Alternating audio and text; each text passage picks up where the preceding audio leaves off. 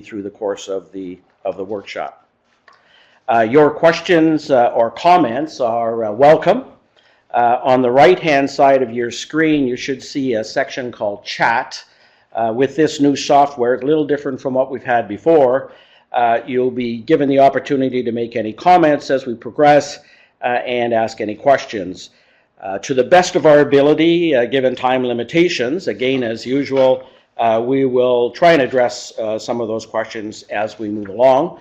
We do retain the questions, so they are on file, and as appropriate, we will respond directly to individuals to those questions. If they are of a broad significance, then we may, for example, include reference to that in an upcoming issue of e-newsletter or some other means of responding to those questions. We do value your input, so don't hesitate to fire along a note.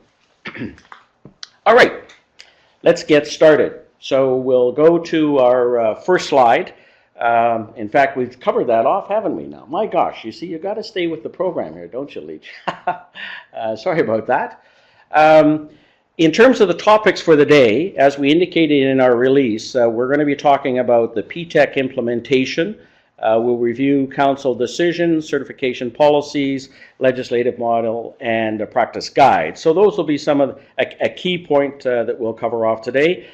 We are going to talk about the professional reliance review that's taking place by the BC government, a new initiative that provides a unique opportunity to provide input to government relative to qualified professional recognition, which takes us to the third topic we are going to talk some more about today, and that is where we're at in terms of QP recognition. Finally, and this was a topic that we did not manage to cover in the last webinar, said we would, and members got back to us. Thank you for that, and saying, you know, you would really like to hear more about CPD. So Charles is going to spend a fair bit of time talking about continuing professional development, and if time permits, we have thrown in governance as a possible topic. So I think with that, we'll turn it over to Jason, who's going to talk about implementation of PTEC. Thanks, John. Hello to everybody out there. Thanks for joining us. As you know, we've been working in recent years towards the launch of PTEC, the professional technologist. In the process, we've observed what was happening elsewhere, notably in Alberta, where PTEC has been in place for over 4 years now. And at last count, there's just under 800 registered in Alberta. In BC, ASTTBC has been working independently and together over a period of about 4 years with engineers and geoscientists BC. A couple of task groups examining PTEC options and implementation. And during this time, ASTTBC Council has explored various options in terms of moving forward with the PTEC, and ultimately has decided to actively pursue the new professional designation to the extent possible. All of this background work helped frame ASTTBC's approach to the PTEC. So in January 2016, ASTTBC Council launched PTEC and appointed the PTEC Certification Board. In the time since, there are currently 11 PTEC designations awarded. Most recently, though, we experienced about a year-long hiatus following receipt of concerns raised from both the engineers and technologists of Alberta.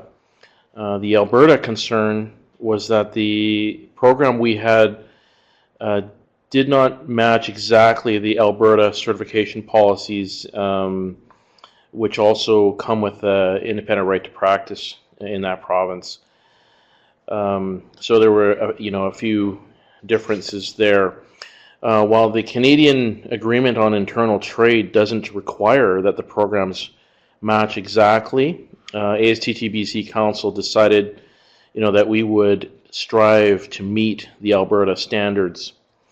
So during 2016 and into 2017, the Council examined more closely the Alberta model and made changes that will allow us to move forward with a model that is much more closely aligned with Alberta. The Council signaled in May that the Certification Board should again begin to accept applications. While we continue to move PTEC along, we will experience challenges, but this will not have any effect on our resolve to fully implement the PTEC in BC. I think at this point, I'd like to turn it to Charles to see if he has anything else he'd like to add at this time regarding the application process. Thank you, Jason. So yes, as of May, the Council indicated that they would like us to move ahead with the PTEC applications and start processing them again. We have done that. It's now possible for you to go in online and to submit an application for PTEC. Of course, the criteria for that is that you must be an ASTT and have an additional 4 years of experience, and you need that additional 4 years of experience at a senior level. The other requirements that have been introduced is that the PTEC will require you eventually to pass or to complete and successfully pass a National Professional Practice Exam, NPPE. One of the challenges we face at the moment is negotiating with our colleagues and the engineering associations across Canada to see about the best way that we can go in and register with the NPPE administering body that administers the exam, so that people from ASTTBC can be registered to write the exam. In the meantime, we're going to continue processing applications and work with the Certification Board to try and receive and process as many applications as come in.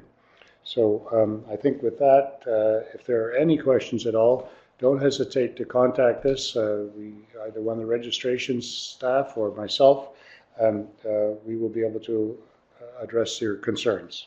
So with that, I think I'm going to hand this over now to John, I believe. Thanks, Charles.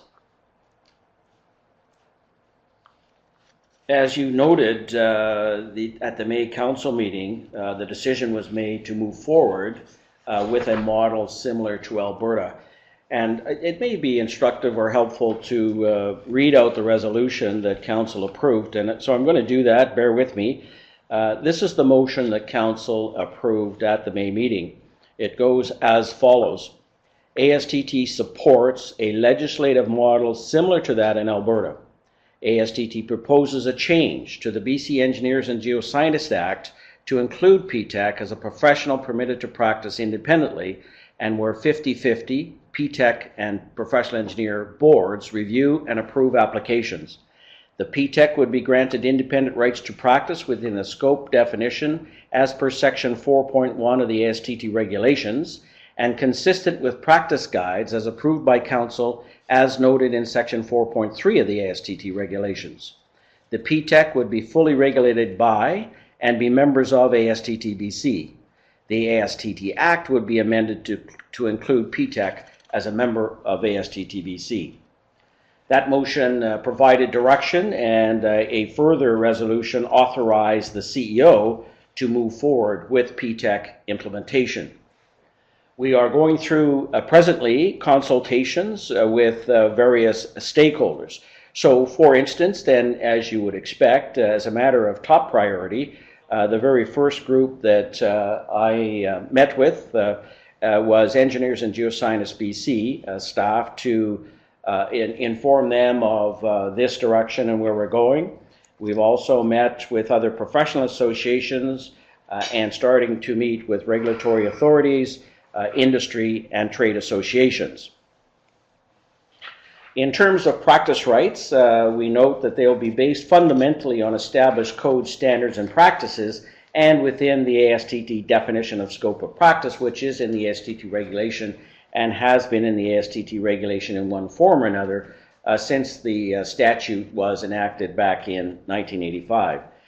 These broad definitions will be further enhanced through practice guides, which will outline the specific activities that may be performed by a professional technologist. We're going to speak more about that during the course of this webinar.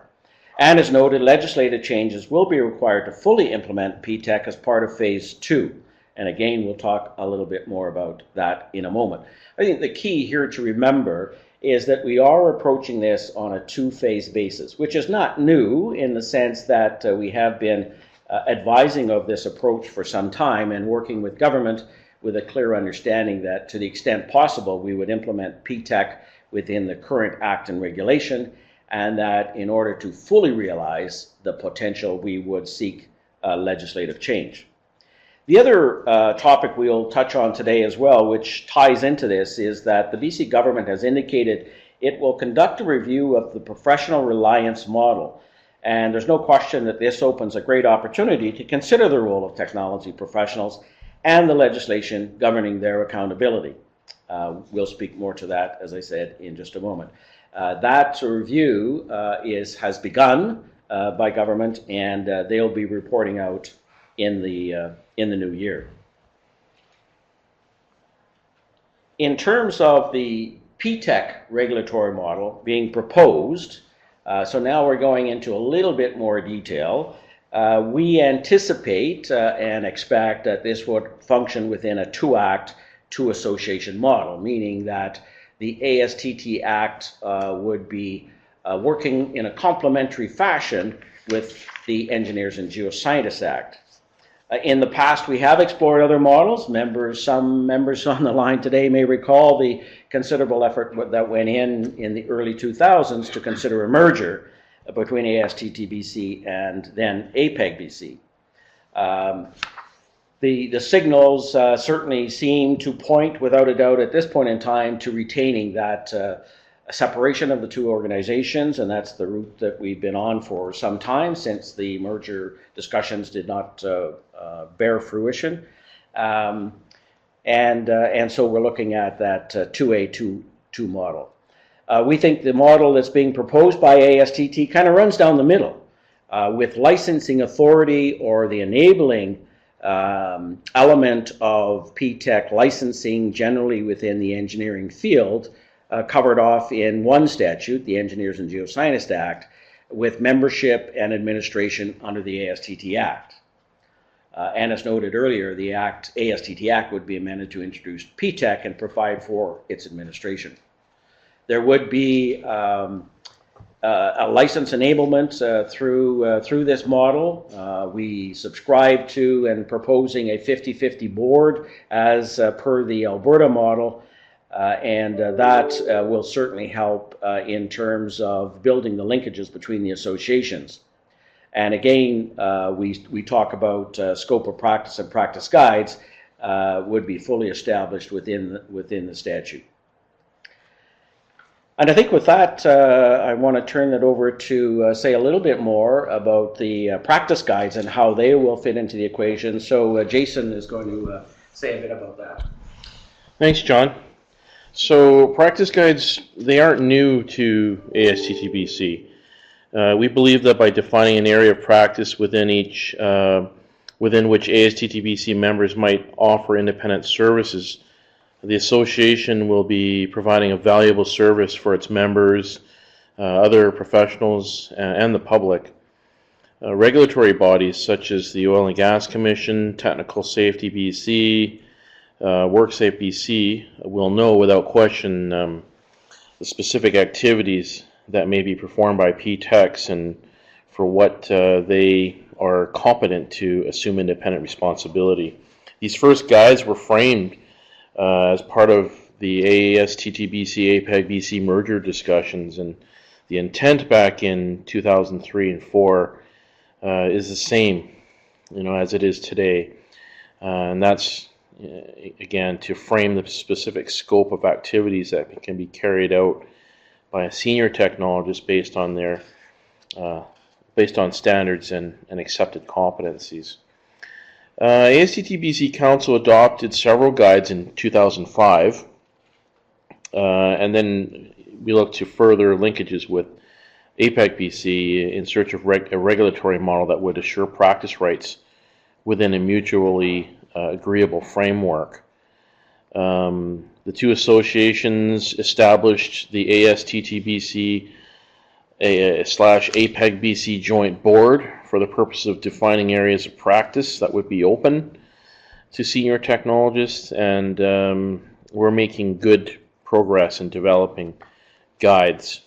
We currently have 10 practice guides in place. Each of these are posted on the ASTTBC website. Most of the guides have been approved by Council alone as the professional authority governing technology professionals. And as we mentioned, the guides dating back to the 2000s are being updated. One practice guide in particular, the electrical technology and building projects, has been approved by both the Engineers and Geosciences BC and ASTTBC councils. This was quite an historical development and achievement, and it will hopefully set the stage for many more practice guides approved by both associations. Most recently, new in 2017, are the mechanical systems technology and fire protection technology guides, which were approved by ASTTBC Council. And guides in the areas of environmental, civil transportation, specifically asphalt mix design and inspection. That includes quality assurance. These are part of the highway transportation construction guidelines. And then also in mineral/mining technology. Those are new guides that are on the way. So what it really does is, it sets us up for early in 2018. We're going to have a really solid foundation of contemporary practice guides in key fields. That's a little bit more detail, I guess, on the practice guides. What I'll do is, I think there's a question coming up, so I'm going to turn it back to John so that we can get that going. Thanks very much, Jason. I do want to just add very briefly that these practice guides are unique in many ways in Canada and provide a solid foundation by which ASTTBC, in fact, can proceed in terms of establishing areas for qualified professional recognition for ASTT members, and we'll say a little bit more about that in a moment. As in the past, we've asked you to participate with us in this, so we have, I think we got a total of 8 questions during the course of the balance of this webinar. We'll start with the first one, which is now up on screen. Do you agree that ASTT members should be recognized with practice rights based on their competencies? So the key here is that individuals, regardless of their background, that whether or not they should be recognized to practice based on competency.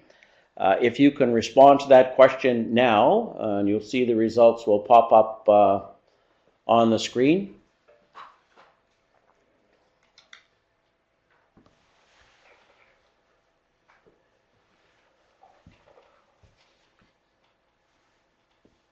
And I think we're probably at capacity there. We've still got, just as a matter of looking internally here, we've got looks like about 3/4 of those registered who have actually already responded. Is that right, Ben? Yeah. So if there's maybe some people are not finding where it is you need to respond, I'm not sure, or care not to. 55. So we're going to cut it off now, I think, Ben, if that's okay. Yep. So we'll end the poll, and they're, I think I'm right, are they now posted? Yeah. Yeah, those are the results. So you can see the results there, 93% indicating yes, that's an appropriate way to go, and 6.67%, 5 respondents indicating no. So thank you very much for that. We'll get back to you with another question in just a bit. I participated in a workshop conference call last week with the BC government as they mapped out the next area of the process in terms of professional reliance and where they're going with that. And we just have to get sorted out here in terms of the slides. So, Second question. See, we have the second question there, yeah. All right. Well, let's, as with any webinar, there's bound to be a little hiccup or two. So let's dive in, if we can, Ben, with this second question. The question is up on your screen. Do you agree that ASTT is on the right path in developing practice guides that outline areas of practice in which members are competent should be recognized to practice? So again, the thrust of it is provide that more specific framework in which members would be allowed to practice or recognized as they have the competencies to practice. I will note too that they are up on the ASTT website,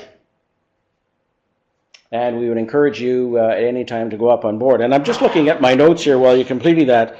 That little faux pas I see was mine. My eyes jumped down into the next slide. In fact, we had this question prepped and ready to go. So, all right, I think let's close that, and we indicate 98.5% in support of moving in that direction. So now that takes us to our next slide.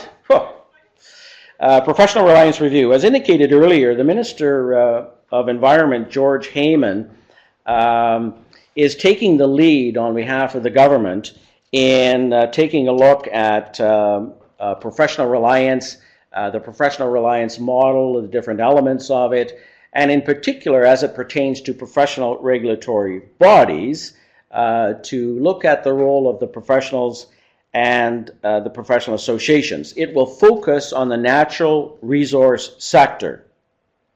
And as indicated, it will review, look at and comment on or consider the oversight of qualified professionals by government.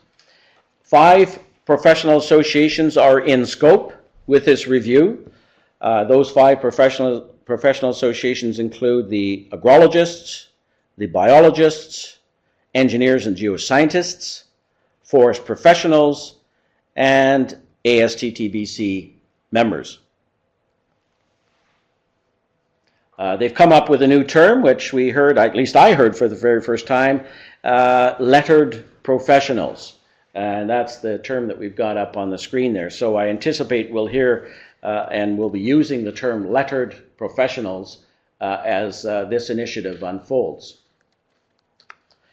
In terms of the terms of reference, and again, we put out a release on this. It is up on our website. I think it may still be on our home page, so if you want more details on the term of reference, you can go there. They have outlined and mapped out in the terms of reference key components. They include, and these are the key elements, professional audit, and we heard about that during our conference call last week, and that will be a review of the professional association's legislation and their framework regarding public and professional accountability.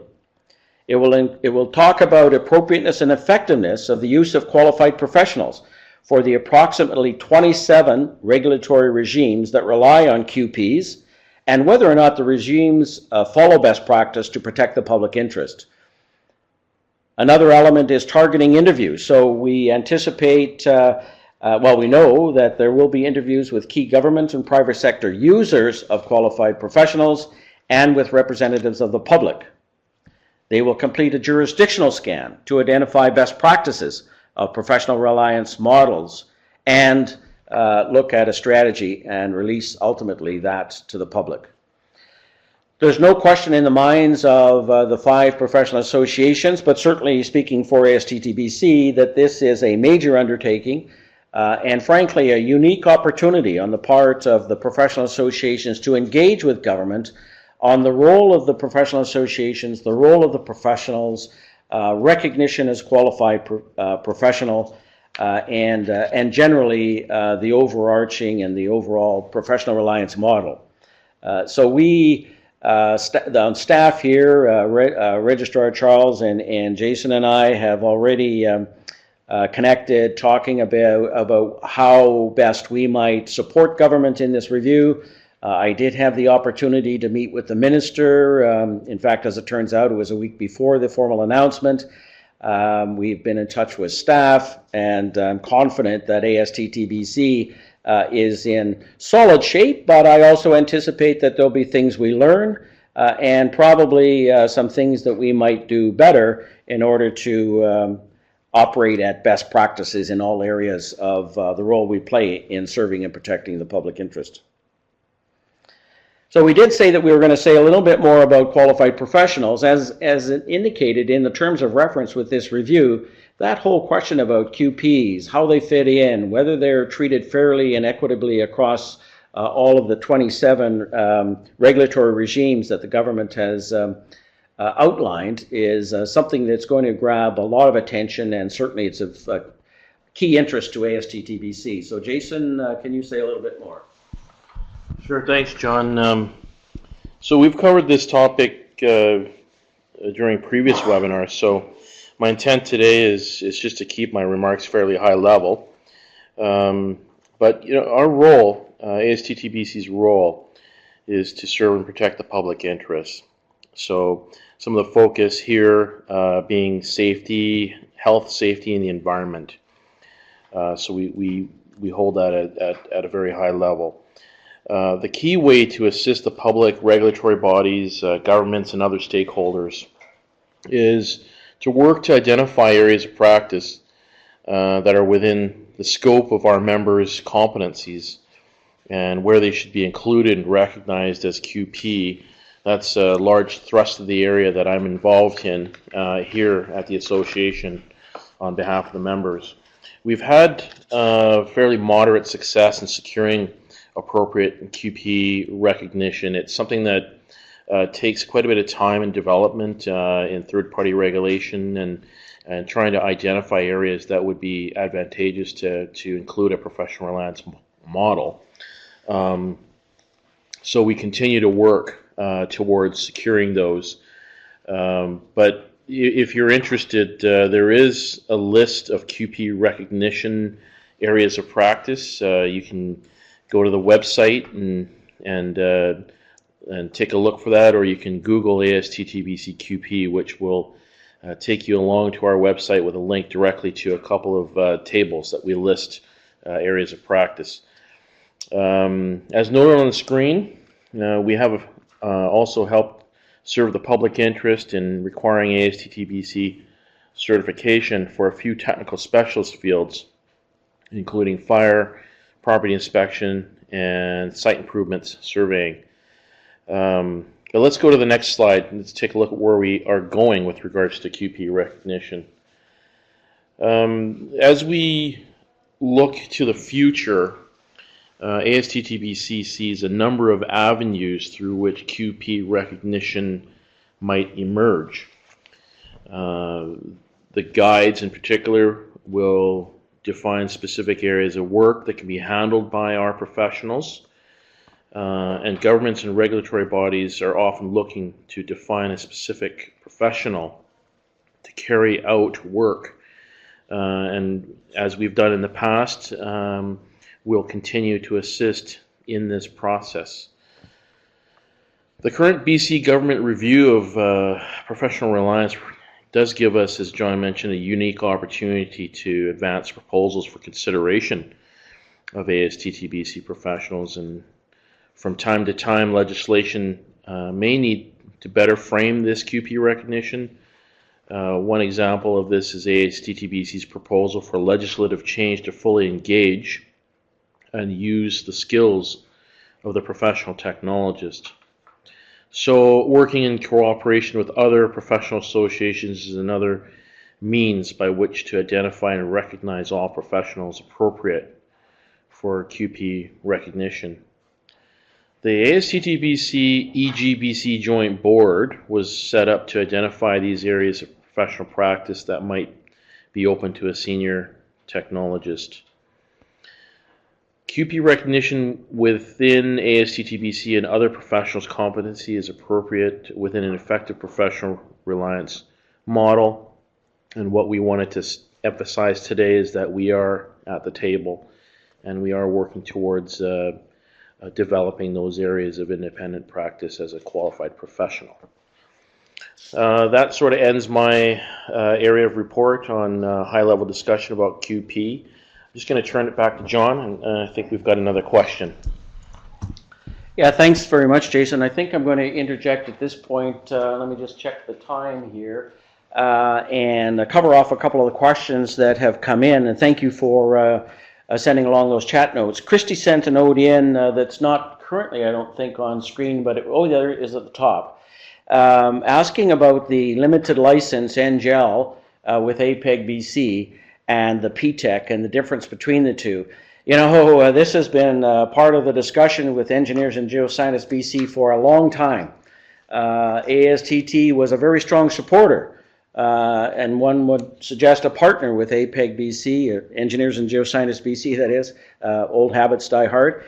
Congratulations to Engineers and Geoscientists BC on their new name. It has been we've had a lot of discussion on this over the years. We've looked at various models. We've talked about it at the joint board. Our joint task forces have reflected on it. And fundamentally, it comes back to two very different structures. The limited license was designed for any professional, any individual, in fact. And while the majority of them, as I understand today, are ASTT members, those, I think the number's around 160 or so, could be a little higher than that, that hold an NGEL, a limited license through ASTTBC, that is an individual license prescribed to an individual based on an individual's competencies that have been accepted by ASTTBC, by Engineers and Geoscientists BC, and where the engineers and geoscientists outline a very specific scope for each member, each registrant. The PTEC model, on the other hand, is designed to frame a general area of practice within the broad field of engineering that, as we've described it, do not require the qualifications necessary for registration with APEG, do not require a PEng, and is not restricted. And the proposition has been and continues that this area of practice, a fairly, I'll use the term broad area, but limited area that is made more specific by the practice guides, is an area in which members have competency and in which they will be able to practice.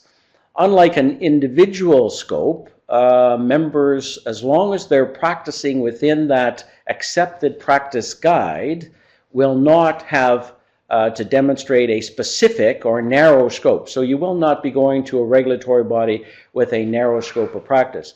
We believe this model will better serve the public interest, better help regulatory bodies, municipalities, local governments, whomever they may be, to have a clearly enunciated area in which an electrical technologist or a biomedical or mechanical, and the list goes on. So there is a fundamental difference between the two, and most certainly that discussion will continue, I am sure, as we go forward. Vitor sent in a note very briefly and wondered about recognition by municipalities and others. Well, again, good question, and the point would be that once we get a practice guide in place, we would then approach in a proactive way regulatory bodies for acceptance of this practice and recognition by that regulatory body, whether it's a municipality, the Oil and Gas Commission, Technical Safety BC. There's a number of WorkSafe BC, and the list goes on. Could be a provincial government, legislation, or regulation. So that will flow as part of the exercise, and thank you for that question. The last one that I've got, I'll respond to quickly, is Edward asked about industrial processes within the electrical guide. That electrical guide was designed and is specific to buildings. And so some of the other areas of electrical work, and this would apply to some of those major disciplines like civil, where in all likelihood, it's, at least in the early days, the practice guides will not cover all of civil engineering, for example, technology, but specific areas. And we may need to create then other practice guides in order to meet all of the needs of regulatory bodies and members on the other hand. Hopefully those responses help. So now let's go to the second or the third question. Question number 3 is, do you agree that achieving appropriate recognition as a qualified professional and fully utilizing the competencies of ASTT members is a positive way to serve the public interest? So I'll leave that with you for half a minute or so, and if I could get you to respond, that would be very much appreciated.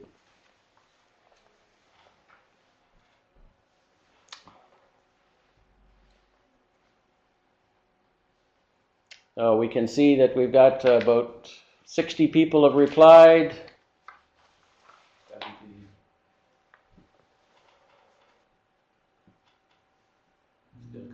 So there are either, and I'm not sure I see, there's 1 or 2 individuals that have indicated a little technical difficulty. I'm not sure what's happening there.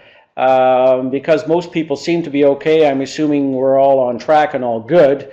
It may well be connectivity at your end. We're not sure what that is, but if you want to be in touch with Ben at the office, we'd be pleased to work with you, talk through your technology and our technology to make sure the next time you log in, we don't have issues. Ben, is that? Yeah, Ben's nodding, saying he'll be here to help. All right, so we've closed that off. Thank you for the response, 95% indicating yes, 4.94% no. We appreciate your response. And now I think we're over to Charles and CPD. Thanks, John. Everybody's favorite topic, continuing professional development. So CPD is not new. It's been around since I think about 2007 when it was voluntary. In 2015, you know, our ever-changing society and our ever-changing technology-dependent society, really, it's essential that you keep abreast of what's going on. So in 2015, the council decided that it would take CPD to another level and say that it is really required, and we need to have our members demonstrate and show that they are achieving a certain level of CPD annually on a regular basis to make sure that they stay abreast of what's happening within their field of practice. And CPD, it doesn't mean I have to go back to school and do continuing education. That's certainly not the intent, and it is not the only thing that you can consider as CPD. The goal is to complete and then record activities that will result in 20 CPD points annually.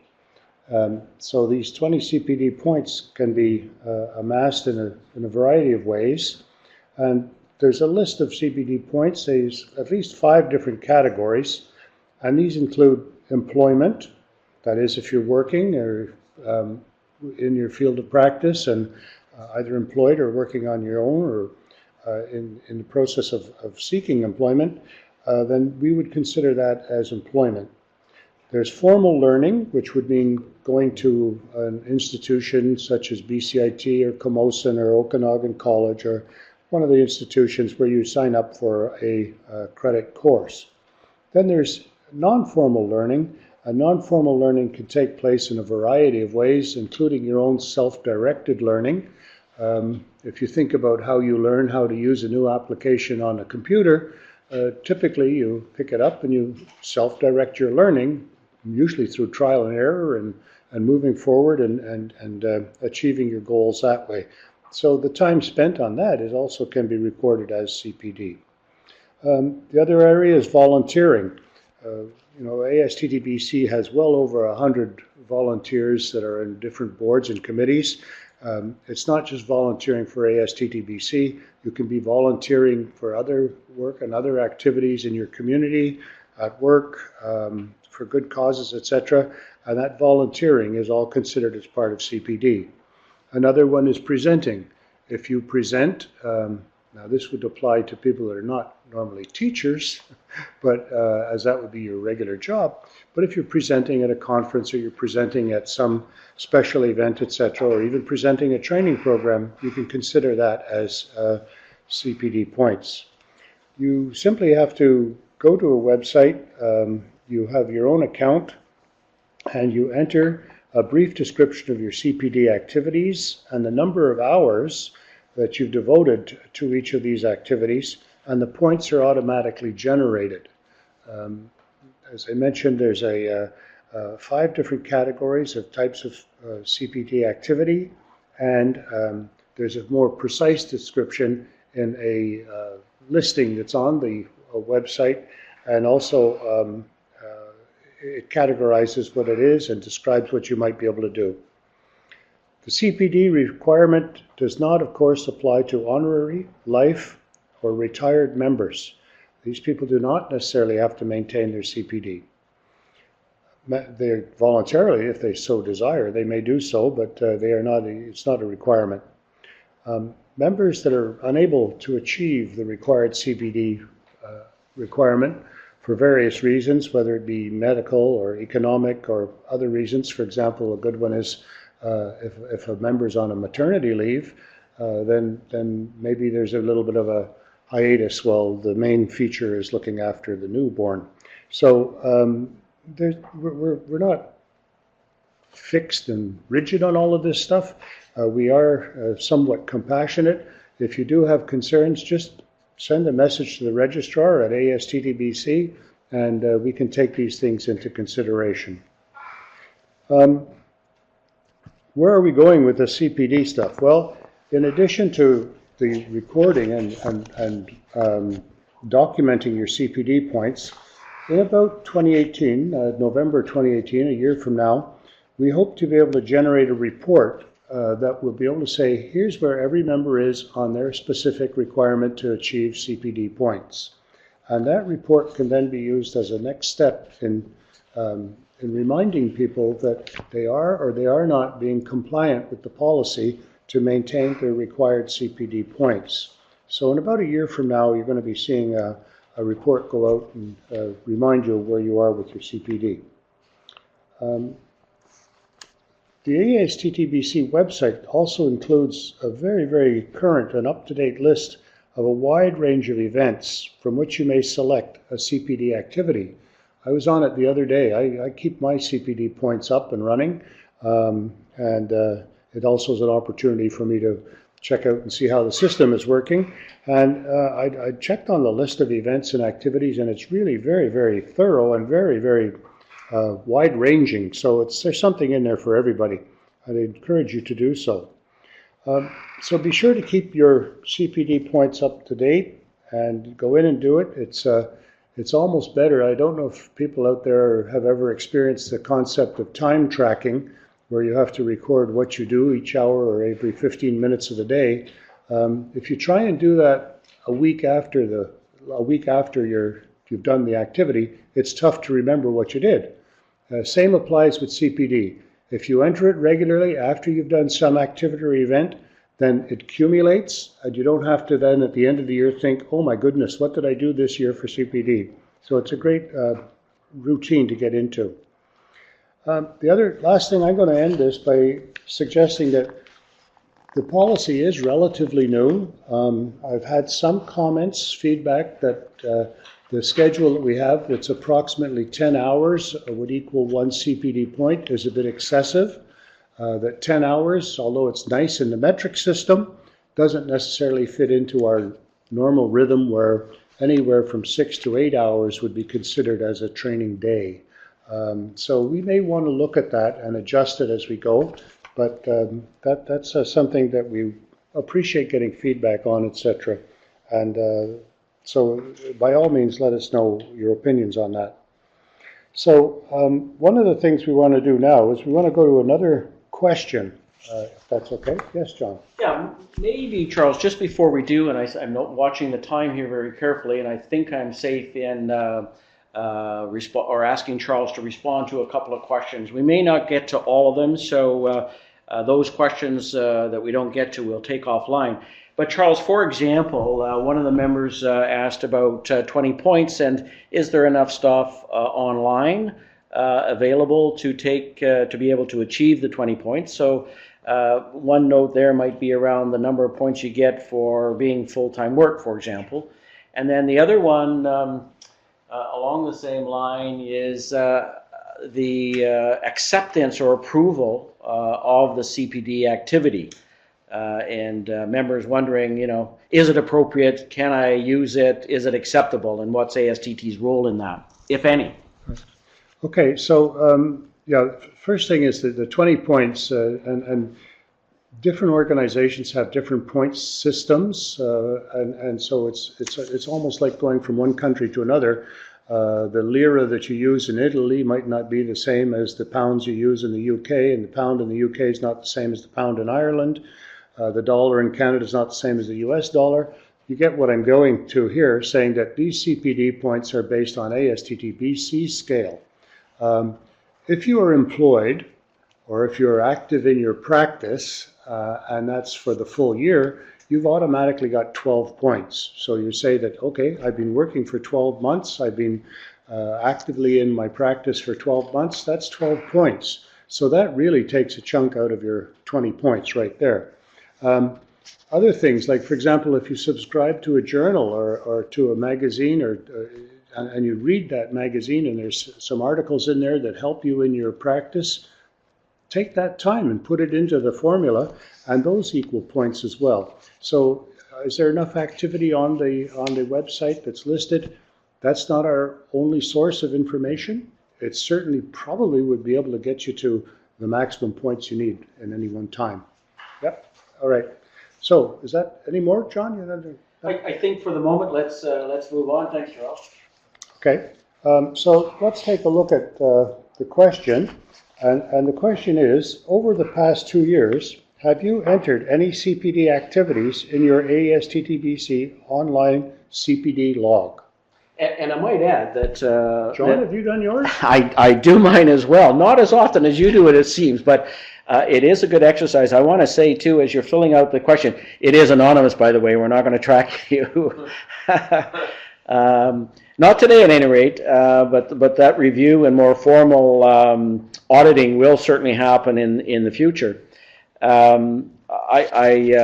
want to congratulate the staff as well in the latest change that was made to enhance the CPD website and the way it's configured, the ease of loading your stuff in. It provides you with a graph. Stand by as we put a new database in place that's going to come in 2018.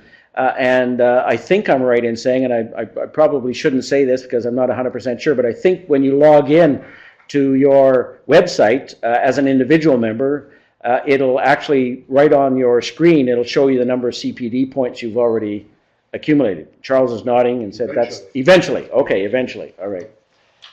So thank you to the 73 people, it seems, that have responded, 55.4%. So I think just a brief comment on this, and I think I just want to amplify what Charles has said. This is not a short-term initiative. We see ourselves as playing a role in helping, guiding members as we move methodically toward full auditing of CPD. We're helping members get access to training materials, seminars, workshops. I want to stress that many of the seminars and the like that are available on the website are available by webinar. And so no matter where you are in the province, it's not a matter of physical presence. We do certainly support and encourage people to look at the Engineers and Geoscientists website. They are doing a major job, and we try as best we can to promote their activities and your attendance at their offerings as well as other opportunities. So 55% for today is good. We're heading in the right direction. And as Charles has indicated, we'll be producing a report, status report in 2018, and there will come a point in time, I'll say something in the order of 2020. We haven't fixed a firm date to it, but we're looking at around 2020 to actually get into full auditing, and we'll be looking at that on a positive way in terms of how to help members better meet the expectation. Thank you, John. That actually goes to the second question, or the second part of your question, that was what counts as CPD, and do we go in and check that? And as we say a little bit later on, right now it's at your own judgment. In other words, do you consider that the activity that you've done, something that makes you a better person and a better practitioner in your field? If so, then please use that as the description of, yes, this is CPD for me. By the way, for those of you, what percentage was it? About 44 or 5% that have not entered their CPD.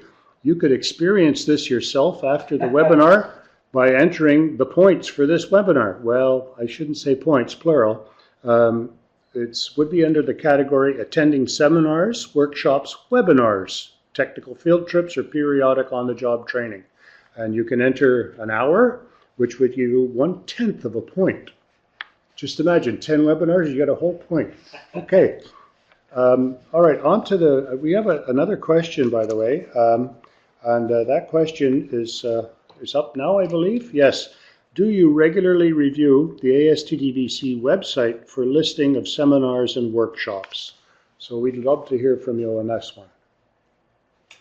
Thanks very much, Charles. I will add that over the last 3 years, we made a commitment in our ASTT work plan to significantly increase the number of offerings available on the seminars and workshops website. We're doing, as Charles indicated, there's a broad array of offerings, and we will continue to load up as much information as we can. If you have information, please send it to us at info@asttbc.org. We would be pleased to hear about it, and most definitely we'll get it up onto our website if you've got a conference coming up, etc. Well, there's a telling number, eh? Well, you know, I appreciate the honesty of everybody on the line. It's part of the process, as I said, that we're involved with right now is informing, educating, helping members look to where they might find continuing professional development opportunities. And I guess the message here is we could be doing and maybe should be doing a little bit more to drawing it to members' attention so that you make a mental note. If I was going to offer one suggestion, it would be to diarize a note in your calendar. I use an electronic version of that, and it would pop up once a month or every 2 weeks. It probably is about a 10-minute exercise. Go onto the ASTT website and have a look, scroll down and have a look at the offerings that are available. So a little suggestion for you there. I did indicate earlier on that there was, if time permitted, we would talk a little bit more about governance. We did speak about this in the past. We don't have time this afternoon, thankfully, I suppose, from the perspective that our game plan in terms of the key topics is working out within the 1 o'clock to 2 o'clock time frame. I will say this, that the Council of ASTT has made a very clear commitment, and this webinar certainly is one. The fact that the council meetings are open by webinar, the annual meeting is open by webinar to any person, the public, members, etc., is a signal that we are open and transparent. All of our complaints and compliance, or the outcomes of complaints, is on our website, all of the council minutes, our public representatives reports. In short, we're doing a lot to make sure we are doing everything we can to be as open and transparent as a professional regulatory body. We are down to the wire now in terms of the last bit, and we got a couple of extra questions for you. So this is what I would have covered off if there was time. We will definitely come back to this at some point in the future, just as a reminder in terms of the kinds of activity in which ASTT is engaged as part of our professional responsibilities. So question number 6, how would you evaluate this webinar? So if I could ask you to take a look at the A, B, C, D, and E and provide a response, that would be very much appreciated. I want to say too, thanks Ken Peaks, I see you jumped in with a question about the 4 years required to PTEC. Jeremiah offered a little comment. We will make sure that all members are fully aware of the requirements. I would go to the PTEC website. More specifically, it'll address your question. I think it's a 2 plus 2 plus 4 formula. So a 2-year diploma, 2 years required to get your ASCT, plus 4 years in total to get your PTEC. The reality typically is more years than that because people don't fit precisely within the 2 years plus 4 years. All right, so let's close that off. Oh, I see it is closed. Thank you very much for the response. Generally, it seems a fairly favorable response, somewhat informative, and If not so informative, I see 2%, 2 individuals. If you'd send us comments about how we could do a better job, we're here, we're listening, and we will step up. We've got another question for you, a couple of questions actually relating to the time of day. So just gathering a bit of information, we realize that this is a select group of members who are on this line, but give us your feedback with regard to whether or not this is the best time of day for you.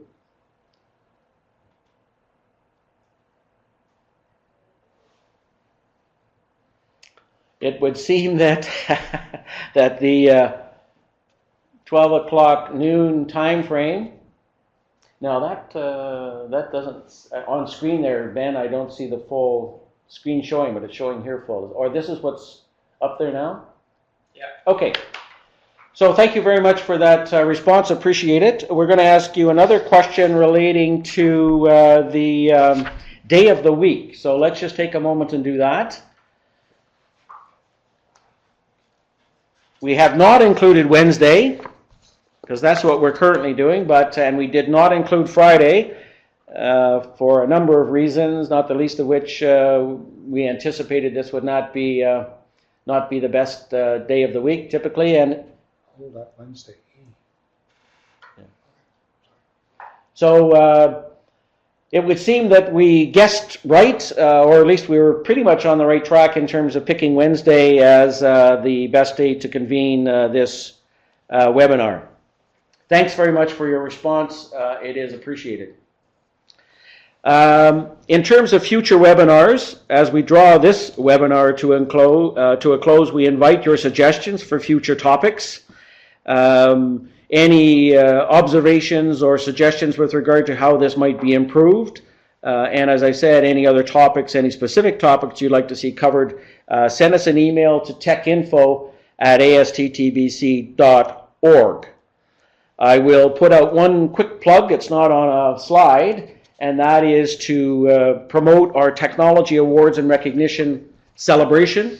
It's, I think it's our 29th year. It's either 28 or 29, I probably should know.